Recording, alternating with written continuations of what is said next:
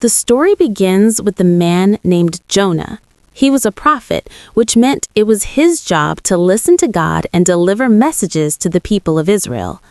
One day, a very clear and powerful message from God came to Jonah. God told him to go to a massive city called Nineveh. Nineveh was the capital of a nation called Assyria, and the Assyrians were famous for being cruel and warlike. They were the enemies of Jonah's people. God wanted Jonah to travel there and warn the Ninevites that their city would be destroyed because of their great wickedness. This command filled Jonah with fear and anger. He did not want to help his enemies. He decided the best thing to do was to run away, to hide from God so he would not have to obey. Jonah believed he could escape God's presence. He journeyed to a port town called Joppa. There, he found a ship that was sailing to a far-off place named Tarshish, which was in the exact opposite direction of Nineveh. Jonah paid for his ticket, boarded the wooden ship, and as it sailed out into the wide blue Mediterranean Sea, he went down into the dark hold of the ship. He found a quiet corner, lay down, and fell into a deep, stubborn sleep, convinced his plan to flee was working. Out on the open water, the Lord sent a terrifying storm. It was not an ordinary storm. It was a wild, churning tempest sent by God himself. The wind howled like a beast, and mighty waves crashed against the ship, throwing it around as if it were a toy. The wooden beams groaned and creaked, threatening to splinter apart. The experienced sailors, who had seen many storms, were now paralyzed with terror. They cried out to their various gods and began throwing the heavy cargo overboard, hoping to lighten the ship so it would not sink. During all this chaos, the captain stumbled down into the hold and found Jonah still sleeping. He shook Jonah awake and shouted, "How can you sleep at a time like this? Get up and pray to your God. Maybe he will notice us and save our lives." The sailors decided to cast lots, a kind of ancient drawing of straws, to discover whose fault this disaster was. The lot fell directly on Jonah. All the frightened men turned to him and demanded answers. Jonah confessed everything. He told them, "I am a Hebrew. I worship the Lord, the God of heaven who made the sea and the land. I am running away from him." The sailors were even more terrified. They asked him what they should do. Jonah knew the truth. He told them, "You must throw me into the sea. Then the storm will stop, because all of this is my fault."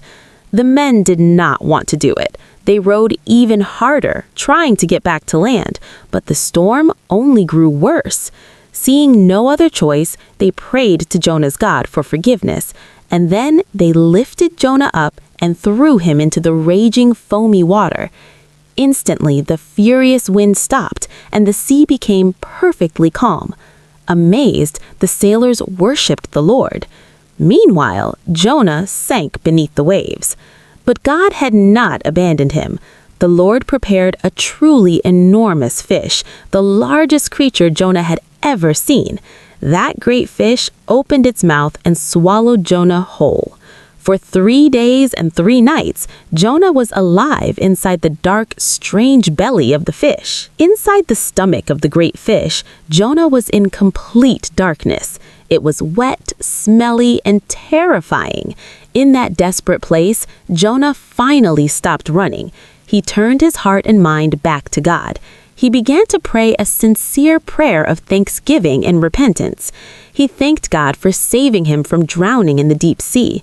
He promised that he would keep his promises to God from now on. He declared that salvation, or rescue, comes only from the Lord. Jonah's prayer showed he was finally ready to listen. God heard Jonah's prayer from inside the fish. The Lord spoke to the fish, and it obeyed God's command. The great fish swam to the shore and coughed Jonah out onto the dry, sandy land. Jonah stood there, wet and shaken, but alive, given a miraculous second chance. Then the word of the Lord came to Jonah a second time, just as it had before. God said, "Go to the great city of Nineveh and deliver the message I will give you." This time, Jonah did not hesitate or argue. He obeyed. He began the long, dry journey to the massive city of Nineveh. When Jonah finally arrived at Nineveh, he was amazed by its size.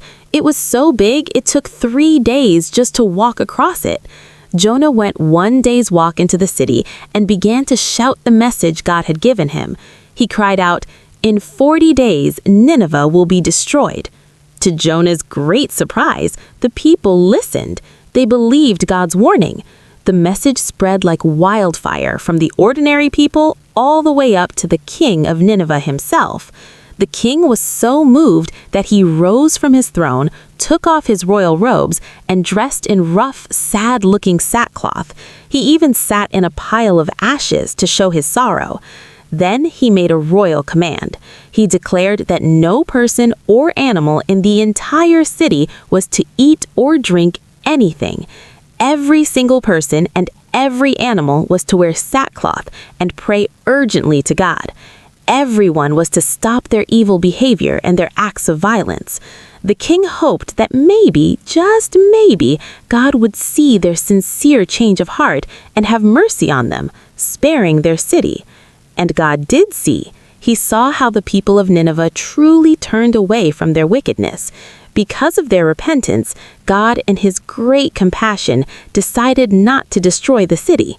This should have been a time of great celebration, but it made Jonah very angry. He was upset that God had been so merciful to Israel's enemies. The story ends with God gently teaching Jonah a lesson about compassion, explaining that he cares for all the people and creatures he has made, even those in a far-off city that Jonah did not like. God showed Jonah that his love is bigger than anyone's prejudices, and that he's a God of amazing second chances.